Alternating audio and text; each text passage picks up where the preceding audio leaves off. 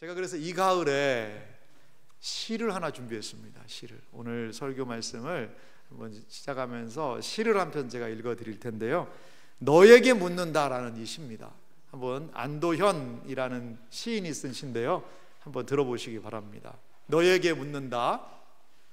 연탄재 함부로 차지 마라. 너는 누구에게 한 번이라도 뜨거운 사람이었느냐? 연탄재 함부로 차지 말라는 거예요. 우리 어릴 때 연탄재 막 차고 부시고 눈 오면 막 연탄 깔아놓기도 하고 연탄재를 얼마나 가지고 막 장난을 많이 했던 것 같은데, 제가 이 시를 보면서 연탄재를 다시 한번 깨고 부시고 했던 연탄재한테 미안한 마음이 들더라고요. 연탄재 함부로 차지 말라는 겁니다. 왜 함부로 차지 말라는 거예요?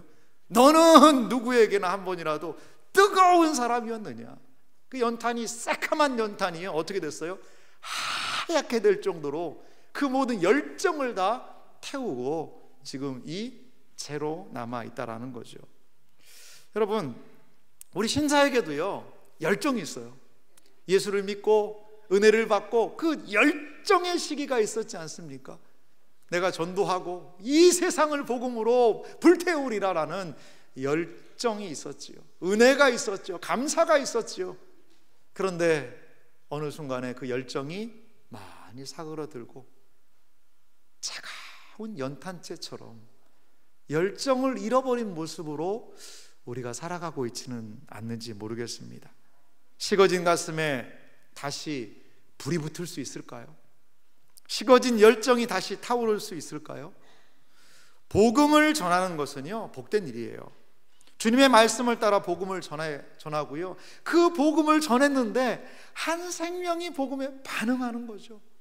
그래서 교회에 나와서 신앙생활을 하고 주님을 만나고, 여러분 이러면요 얼마나 큰 기쁨이 있어요.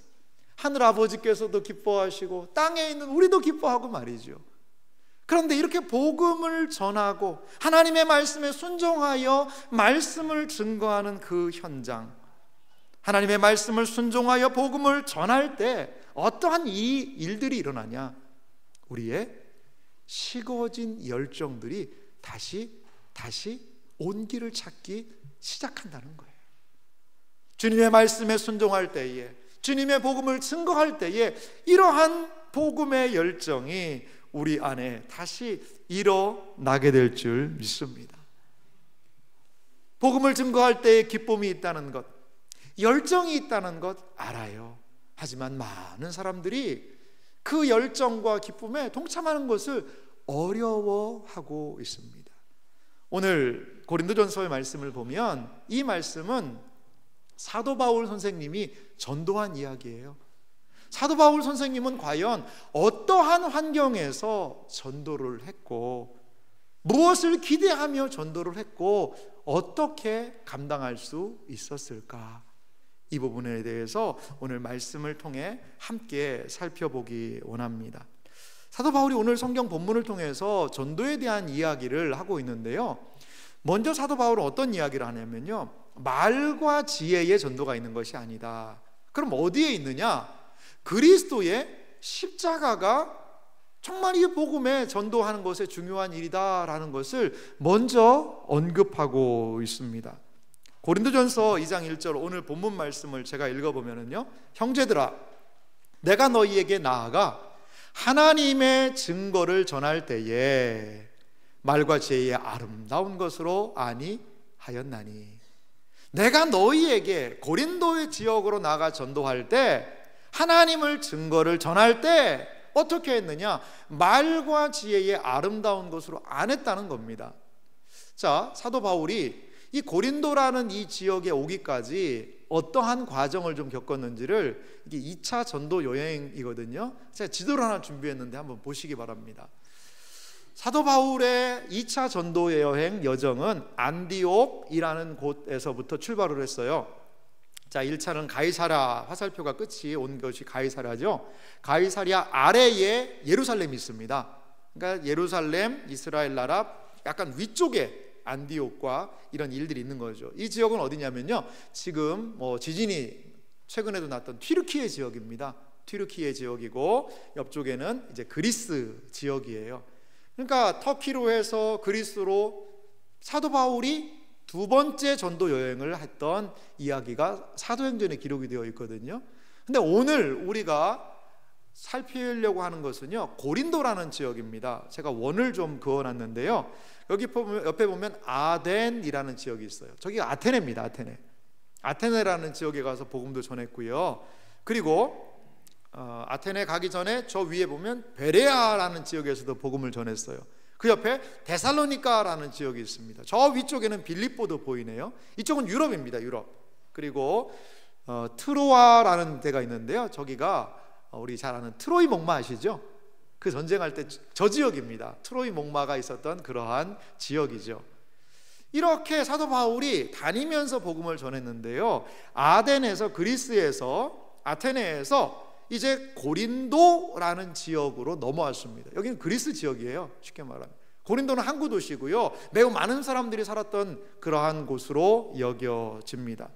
이렇게 사도 바울이 고린도에서 복음을 전하는 그때, 지금으로부터 약 2000년 전에 그리스에는요, 이 고린도 지역에는 어떤 사람들이 많았냐면 말 잘하는 사람들이 많았어요. 이 사람들을 소피스트라고 얘기를 했어요. 궤변가들이었어요. 웅변가들이었습니다. 이 사람들이 얼마나 말을 화려하게 잘하는지요, 그들의 말을 들으면요, 그 사람들이 하는 얘기를 다 믿게 되고 그냥 뭐 주머니도 다 털어가지고 주게 되고, 이 정도로 말을 잘하는 사람들이 있었다는 거예요. 그래서 고린도전서 2장 1절에 이렇게 얘기하잖아요.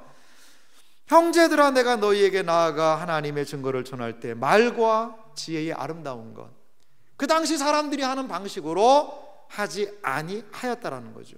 그러면 사도 바울은 이 고린도에서 복음을 전할 때 어떻게 했을까요?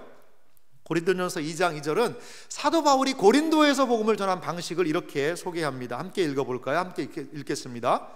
내가 너희 중에서 예수 그리스도와 그가 십자가에 못 박히신 것 외에는 아무것도 알지 아니하기로 작정하였음이라. 아멘. 사도 바울은 무엇을 이야기하죠? 이 고린도라는 지역에 들어갈 때 예수 그리스도, 그가 십자가에 못 박히신 것 외에는 아무것도 알지 아니하기로, 그러니까 오직 이것을 붙들고 말과 지혜와 아름다운 것으로 하지 않고 오직 예수 그리스도와 십자가를 증거하겠다는 겁니다. 바울이 전한 복음의 핵심 내용은 예수 그리스도와 십자가였습니다. 십자가예요. 이것은 복음의 가장 중요한 핵심을 이야기합니다. 여러분, 전도는 화려한 말이 아니에요. 전도는 화려한 말이 아니라 오직 그리스도와 십자가를 전하는 것, 이것이 바로 전도라는 것입니다. 사도행전 2장 36절에 보면 초대교회가요, 어떻게 복음을 전했는지를 베드로의 증언을 통하여서 이렇게 말씀을 하고 있습니다. 베드로가 이스라엘 백성들을 향하여 이렇게 말해요. 그런즉 이스라엘 온 집은 확실히 알지니 너희가 십자가에 못 박은 이 예수를 하나님이 주와 그리스도가 되게 하셨느니라. 사도 베드로가요, 그 이스라엘 백성들을 모아놓고 했던 전도의 핵심은 무엇입니까? 예수가 십자가에 못 박히셨고 그 십자가에 못 박히신 예수님을 하나님이 주와 그리스도 메시아가 되게 하셨다라는 놀라운 선포를 하고 있습니다. 이렇게 베드로의 선포를 들은 사람들은요, 사도행전 2장 37절에 이렇게 반응을 합니다. 그들이 이 말을 듣고 마음에 찔려 베드로와 다른 사도들에게 물어 이르되 형제들아, 우리가 어찌할꼬 하거늘. 베드로가 증거한 것은 예수님이었습니다. 예수 그리스도의 십자가였습니다. 그러자 이 말을 들은 수많은 사람들은 형제들아, 우리가 어찌할꼬 회개하고 믿음으로 복음으로 돌아왔던 역사를 볼 수 있다라는 겁니다. 사랑하는 성도 여러분, 그렇습니다. 복음이 무엇입니까? 복음의 핵심은 예수 그리스도이십니다. 복음의 핵심은 무엇입니까? 예수님이 누구이신지 예수님의 존재를 아는 것, 복음의 핵심은 무엇입니까? 예수님이 과연 어떠한 사역을 하셨는지를 아는 것, 이것이 복음의 가장 중요한 핵심이라는 겁니다. 우리가 신앙생활하면서 이 두 가지 질문에 답할 수 있어야 합니다. 예수님은 누구십니까? 그리고 과연 예수님은 어떠한 일을 행하셨습니까? 이 질문에 답할 수 있다면 복음을 깨달은 것입니다. 예수님이 누구이신가에 대해서 사도 베드로는 이렇게 유명한 고백을 남겨놓았습니다. 마태복음 16장 15절에 예수님은 제자들에게 이렇게 묻습니다. 이르시되 너희는 나를 누구라 하느냐? 예수님이 직접 물어보신 거예요. 너희들은 과연 나를 누구라고 생각하느냐? 그러자 베드로는 마태복음 16장 16절에서 이렇게 고백합니다. 우리 같이 한 목소리로 읽겠습니다. 시몬 베드로가 대답하여 이르되 주는 그리스도시요 살아계신 하나님의 아들이시니이다. 아멘. 여러분, 이것은요 너무나 평범한 이야기 같아요. 우리에게는 말이지요. 하지만 베드로의 입장에서 이 말을 한번 생각해 보시기 바라요. 자신의 눈앞에 서 있는 예수라는 한 청년이 서 있습니다. 사실 베드로가요 예수님보다도 나이가 더 많았던 것 같아요. 여러분, 눈앞에 베드로 앞에 서 있는 한 청년이 스승이요 랍비지요. 근데 묻습니다. 너희는 나를 누구라 하느냐? 그때 베드로가 한 말은 뭡니까? 주는, 여기 주라는 것은요 당신은 이런 뜻이에요. 당신은 그리스도시요. 그리스도가 무슨 뜻이냐면 구약 성경은 메시아가 올 걸 기대했거든요. 그리스도가 바로 메시아란 뜻이에요. 당신은 메시아입니다, 이걸 얘기하는 거예요. 우리 이스라엘 민족이 그렇게도 우리의 구원을 위해서 고대하던 메시아, 그것이 바로 당신이군요 라고 그 청년 예수님에게 고백하는 겁니다. 또 하나, 살아계신 하나님의 아들입니다. 하나님의 아들이라는 이 표현은 무엇이냐면요, 그 눈앞에 서 있는 청년 예수님이 하나님이시라는 거예요. 하나님이시라는 거예요. 베드로는 예수님을 따라다녔습니다. 예수님이 하는 것을 보았습니다. 그러자 그는 고백할 수밖에 없었어요. 이분은 우리와 함께 하시는 분이시지만, 우리와 동일하게 식사를 하고 주무시고 하는 사람이지만 이분은 사람이 아니시구나, 하나님이시구나. 그리고 우리 민족이 고대하던 우리를 구원할 자인 예수 그리스도 메시아이시구나, 그것을 지금 이렇게 고백하고 있는 것입니다. 예수님은 단순한 인간이 아니셨어요. 하나님이셨어요. 예수님이 구원자라고 지금 사도 베드로는 신앙의 고백을 하고 있는 것입니다. 사랑하는 성도 여러분, 예수님은 과연 누구십니까?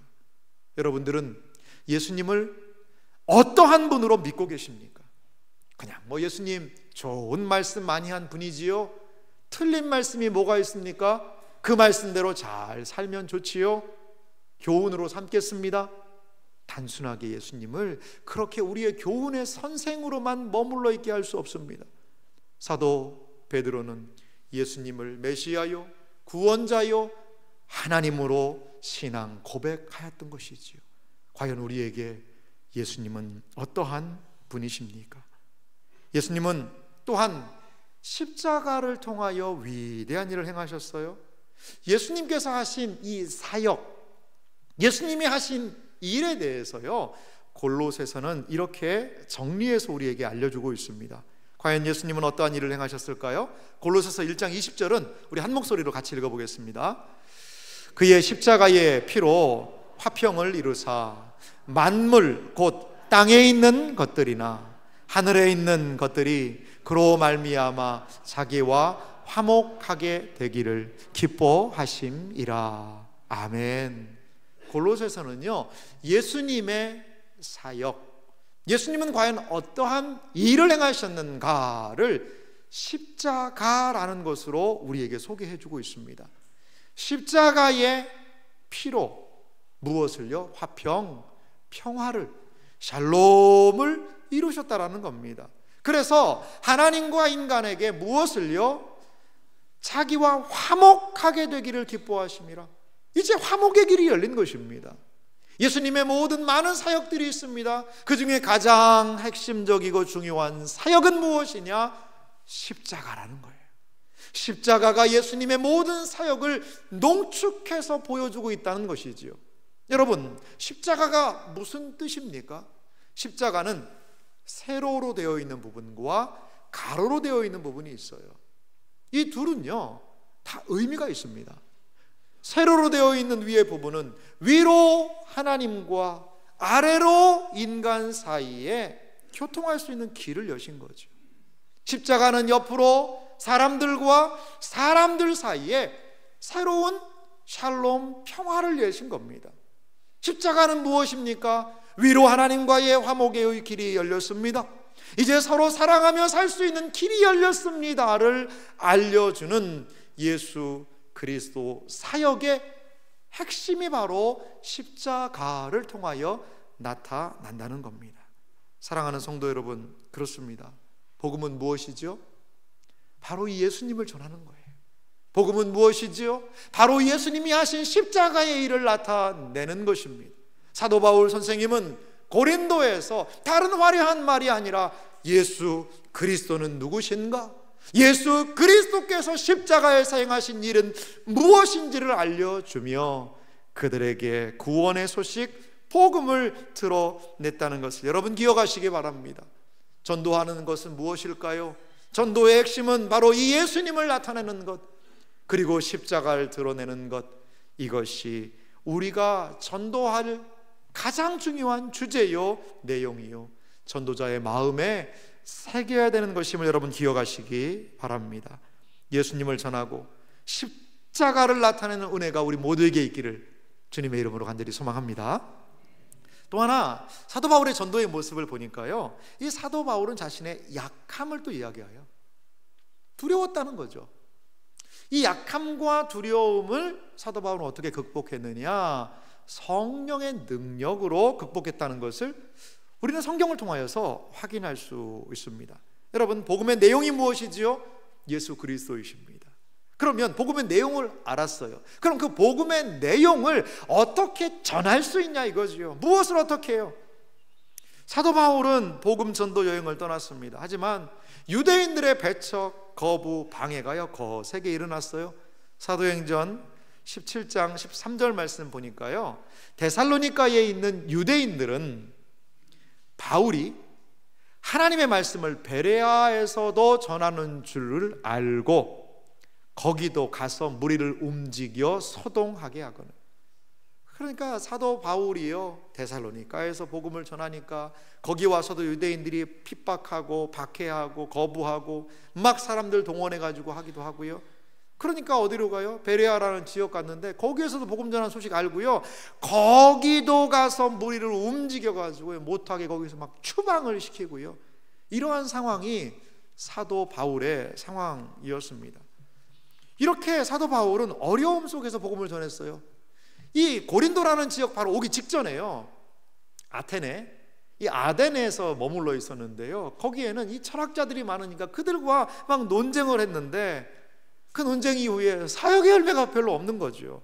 사도 바울은 매우 어려운 마음을 가지고 어디로요? 고린도에 오게 되었습니다. 오늘 고린도전서 2장 3절은요 사도 바울의 마음의 모습을 좀 볼 수가 있는데요, 이렇게 기록이 되어 있죠. 내가 너희 가운데 거할 때에 약하고 두려워하고 심히 떨었노라.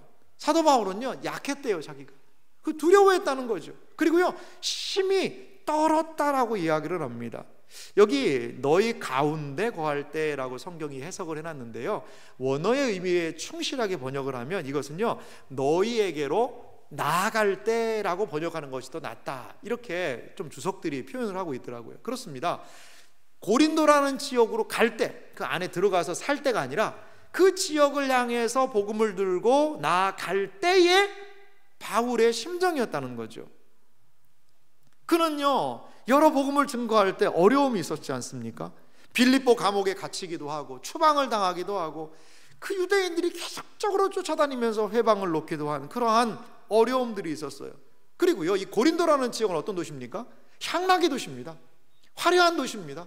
수많은 말들과 철학, 이러한 가르침들이요 왕성하게 있는 그러한 도시가 바로 고린도였다는 거죠. 과연 이 고린도에서 복음을 전할 수 있을까? 다른 지역에서도 이렇게 복음을 거부하는 일들이 많았는데 고린도 앞에 섰을 때요 사도 바울은요 하나의 이 큰 벽을 경험했던 것 같아요. 벽을, 무너지지 않는 아성과 같은 고린도를 보면서 그는 오늘 성경 뭐라고 얘기하죠? 약하고 두려워하고 떨었다라고 얘기를 해요. 바울도 두려웠어요. 여러분 한 번이라도요 복음을 전해보신 분이라면 이 사도 바울의 이 심정이요 이해가 되실 거예요. 우리는요 내적으로 연약함이 있어요. 뭔가 전도가 좋은 건 알겠는데 뭔가 내 입을 열어서 하려면 나는 부족한데, 나는 뭐 아는 것도 없는데, 나 물어보면 할 말도 없는데, 내적인 연약함 때문에 주저하게 돼요. 그리고 왜 전도가 하기가 힘들죠? 이 내적인 연약함과 더불어서요 외적인 내 전도 대상자들이 너무 강해 보여요. 빈틈이 없어 보여요. 너무 철저해 보여요. 내가 이렇게 이야기를 하면 핀잔을 듣고 그걸 말이라고 하냐라고 거부할 것 같은 생각이 드는 거죠. 내적인 연약함, 외적인 바깥에 있던 강성함, 이러한 것들이 우리를 사도 바울처럼 두려워하고 떨고 약하게 합니다. 이것이 사도 바울의 모습이자 우리의 모습인 것 같아요. 이러한 상황에서 사도 바울은 어떻게 고린도에서의 이 전도의 사역을 감당할 수 있었을까요? 무엇을 의지하며 그는 두려움과 떨림과 약함을 뒤로하고 고린도에서 복음을 증거할 수 있었을까요? 고린도전서 2장 4절 말씀을 우리 한 목소리로 같이 읽어보겠습니다. 함께 읽습니다. 내 말과 내 전도함이 설득력 있는 지혜의 말로 하지 아니하고 다만 성령의 나타나심과 능력으로 하여. 아멘. 그렇습니다. 나는 약하고 두렵고 떨어요. 하지만 무엇을 의지합니까? 성령의 나타나심과 능력을 의지하겠다는 거지요. 사도 바울은 알았습니다. 복음을 전하는 것은 성령님의 나타나심과 능력으로 가능하구나. 성령께서 능력을 주셔야 가능하다는 것을 알았어요. 복음을 전하고 그 복음을 통해 영혼이 변화되고 주께로 돌아오는 일은 단순히 말을 잘해서가 아닙니다. 그 복음을 순종하며 전할 때에, 그 복음을 순종하며 전할 그 때에 성령의 능력이 그 순종의 말을 통해 나타나기 때문임을 여러분 믿으시기 바랍니다. 자기의 지혜로 하나님을 알 수가 없어요. 그러하기 때문에 하나님께서는 그 사람들에게 전도를 통하여 하나님의 능력과 은혜를 성령의 도우심으로 나타내신다는 겁니다. 고린도전서 1장 21절은 우리에게 이렇게 말씀합니다. 하나님의 지혜에 있어서는 이 세상이 자기 지혜로 하나님을 알지 못함으로 하나님께서 전도의 미련한 것으로 믿는 자들을 구원하시기를 기뻐하셨도다. 여러분 성경도요 전도가 미련한 거예요. 전도 똑똑한 거 아닙니다. 똑똑한 사람들이 하는 게 아니에요. 전도 미련한 거랍니다. 이게 말이 되는 소리냐? 그게 상식적으로 이해가 되냐? 미련한 것이지요. 그런데 이 세상에 똑똑한 사람이 자기 지혜로는요 하나님을 알 수가 없다는 거예요. 오히려 이 전도의 미련해 보이는 방식, 이것으로 믿는 자들을 구원하시기를 하나님은 기뻐하신다라는 것입니다. 사랑하는 성도 여러분, 그렇습니다. 우리가 할 일은 무엇일까요? 우리 두려움이 있잖아요. 두려움이 있잖아요. 이 전도라는 거에 대해서, 복음을 전하는 거에 대해서. 그런데 성령 하나님을 의지하며 복음을 전할 때 뭐 거창한 게 아닐 수 있어요. 신앙생활을 권면할 수도 있고요. 내가 만난 예수님에 대해서 최근에 은혜를 소개할 수도 있어요. 주중에 이제 신방을 했는데 한 성도님이 지난 주일에 우리 전도에 대한 말씀을 듣고 한 분하고 이야기를 하다가 이게 전도할 생각은 잘 못했었는데 생각이 나가지고 그분에게 신앙에 대한 이야기를 했다는 거죠. 신앙에 대한 이야기를 했는데 이분이 그 신앙에 대한 이야기가 술술 나오더라는 거예요. 여러분, 이것이 무엇입니까? 복음을 증거하는 그 상황에 무슨 능력이 나타나는 거죠? 성령의 능력이 나타나는 거예요. 성령의 능력이. 우리는 약합니다. 부족하죠. 연약하죠. 하지만 이 복음이 증거되는 그 현장에 성령의 능력이 나타난다는 것을 여러분 믿으시기 바랍니다.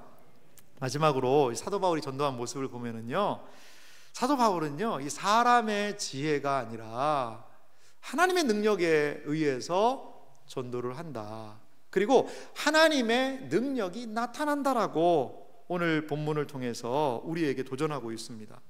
전도의 내용이 무엇이지요? 예수 그리스도이십니다. 예수 그리스도와 십자가가 전도의 내용이에요. 그러면 그 전도의 내용인 십자가와 예수님을 어떻게 전할 수 있습니까? 성령님의 도우심으로. 성령이 함께 하셔서 도울 수가 있는 거예요. 전할 수가 있는 것이죠. 그러면 복음의 내용인 예수 그리스도를, 그 복음을 증거하는 방식인 성령의 능력을 통하여 증거하게 되면 어떠한 결과물들이 나타나게 되냐 이거죠. 그것은 바로 하나님의 능력이 나타난다라는 겁니다. 고린도전서 2장 5절 오늘 본문 말씀을 우리 함께 같이 읽어볼까요? 같이 읽겠습니다. 너희 믿음이 사람의 지혜에 있지 아니하고 다만 하나님의 능력에 있게 하려 하였노라. 아멘. 예수 그리스도 복음의 내용을 성령님을 의지해 전했어요.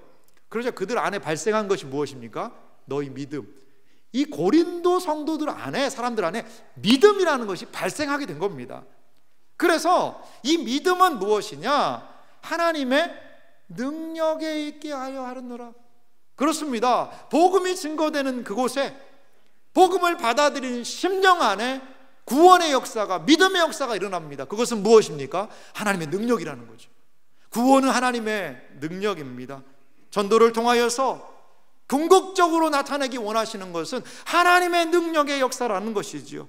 복음을 들은 심령에 믿음을 가져옵니다. 전도는요, 그래서 하나님의 일이고요, 우리는 하나님의 일에 동참하는 것입니다. 성부 하나님의 구원은 우리의 전도를 통해서 이 땅에 분명히 드러난다라는 겁니다. 사랑하는 성도 여러분, 누가 하나님의 능력을 경험할 수 있을까요? 그 식어진 열정이 다시 한번 따뜻하게 활활 타오를 수 있는 길은 무엇일까요? 하나님의 능력이 나타나는 그 현장으로 우리가 걸어가는 것 아닐까요? 이 능력을, 하나님의 능력을 의지하며 복음을 증거하며 나아갈 때 하나님의 능력이 우리 안에서 경험되어질 줄 믿습니다. 고린도전서 1장 18절은 우리에게 이렇게 권면합니다. 십자가의 도가 멸망하는 자에게는 미련한 것이요, 구원을 받는 우리에게는 하나님의 능력이라. 할렐루야. 하나님의 능력, 구원을 받는 우리에게 하나님의 능력이 구원을 통하여 우리에게 나타났는데요, 무엇을 통해서? 십자가의 도를 통하여. 복음의 내용이신 예수 그리스도, 성령을 통하여, 그 방법을 통하여 그리스도를 증거할 때에 거기 안에서 구원이 나타나고 하나님의 능력이 나타나고 거기에서 믿음이 발생되어진다라는 겁니다. 여러분, 내가 전한 복음, 내가 무엇인가 말을 잘해서, 말을 잘 준비해서 해야 될 수 있다라고 생각한다면 전도는 어려움과 위기에서 쉽게 무너질 것입니다. 하지만 우리가 전하는 복음은요, 사람의 지혜가 아니라 하나님의 능력이 나타나는 시간입니다. 우리가 순종하여 복음을 전하는 자리에서 이 하나님의 능력을요, 우리도 경험할 수 있게 된다는 것입니다. 저는 오늘 이 말씀을 이렇게 한번 정리해 보고 싶습니다. 전도는 삼위일체 하나님께서 역사하시는 현장이라는 거예요. 전도라는 것은 삼위일체 하나님이 역사하시는 현장이에요. 자, 전도의 내용이신 누구요? 예수 그리스도와 십자가. 이것이 전도의 내용입니다. 전도의 방법은요, 약하고 두렵고 떨리지만 성령의 능력이 미련해 보이는 전도를 행하는 사람에게 나타난다는 거죠. 전도의 결과는 어떻게 이루어집니까? 하나님의 능력으로 무엇이요? 믿음이 발생하고 구원의 발생이 되어진다라는 것입니다.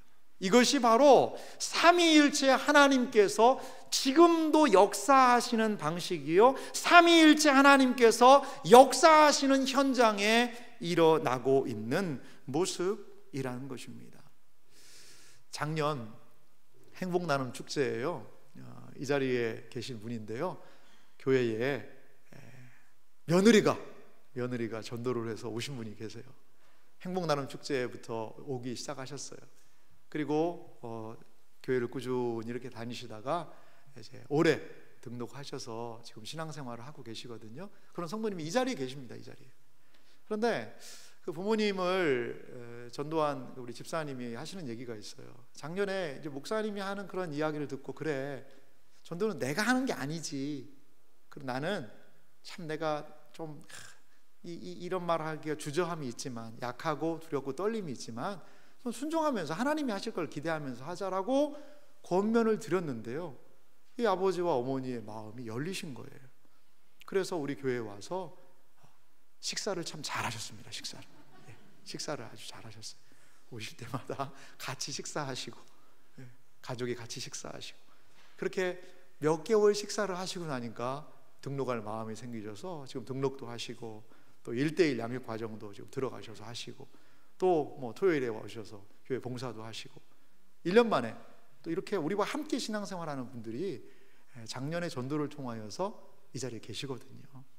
사랑하는 성도 여러분, 기대하셨으면 좋겠어요. 기대. 사실 신앙생활 할 때요, 좀 너무 편안하게 신앙생활을 하면 안 됩니다. 좀 뭐가 좀 걸려야 돼요. 여러분, 사람 이름을 여기 이 종이에다가 적어서 낸다는 게 얼마나 이게 부담이에요. 적는 것도 부담이지만요, 적고 전도하는 건 더 부담이거든요. 근데 그 부담을 가지고 씨름하는 거죠. 씨름하는 거예요. 그 이름을 보면서 부담을 느끼고 기도하는 거죠. 그리고요, 이게 옳은 말 못할 수도 있어요. 하도 부끄러워가지고, 약하고 두렵고 떨려가지고. 그래도 성령의 능력을, 나타남을 의지하면서 행하는 이거 순종 아니겠습니까? 이러한 과정을 통하여서 우리의 식어진 열정, 연탄재처럼 싸늘해졌던 신앙이 다시 신앙의 온기를 회복할 수 있는 길이라는 거예요. 교회가 전도해서 막 사람들 막 엄청 많이 모아야 되겠다가 중요한 게 아니고요, 이 말씀에 순종할 때 우리가 하나님의 뜻대로 사는 것이 무엇인지를 알게 될 수 있다는 거예요. 사랑하는 성도 여러분, 전도의 비밀이 있어요. 전도의 비밀은 무엇입니까? 삼위 하나님이라는 거예요. 전도는 삼위 하나님의 역사를 경험할 수 있는 놀라운 은혜의 현장이라는 것입니다. 그래서 제가 새로운 전도법을 만든 건 아닙니다. 그런데 이렇게 마지막으로 한번 정리해 봤습니다. 삼위일체 전도. 우리 다 같이 한번 첫째, 둘째, 셋째를 같이 한 목소리로 읽어볼까요? 함께 읽겠습니다. 첫째, 성령님의 능력을 의지하여. 둘째, 예수 그리스도를 전하고. 셋째, 모든 결과는 하나님께 맡기는 것. 이것이 바로 삼위일체 전도를 행하는 사람들이 마음에 품어야 되는 가치이자 다짐이라는 겁니다. 사랑하는 성도 여러분, 삼위일체 하나님께서 전도의 현장에, 복음의 현장에 풍성하게 나타나신다는 것을 기억하시기 바랍니다. 삼위일체 하나님과 함께하는 이 전도 현장을 통하여 우리의 식어진 열정이 다시 한번 불타오르고, 다시 한번 믿음으로, 온전함으로 살아갈 수 있는, 그리고 믿음으로, 신앙으로 돌아오는 주의 많은 사람들을 열매로 바라볼 수 있는 은혜가 우리 모두에게 있기를 주님의 이름으로 축원합니다.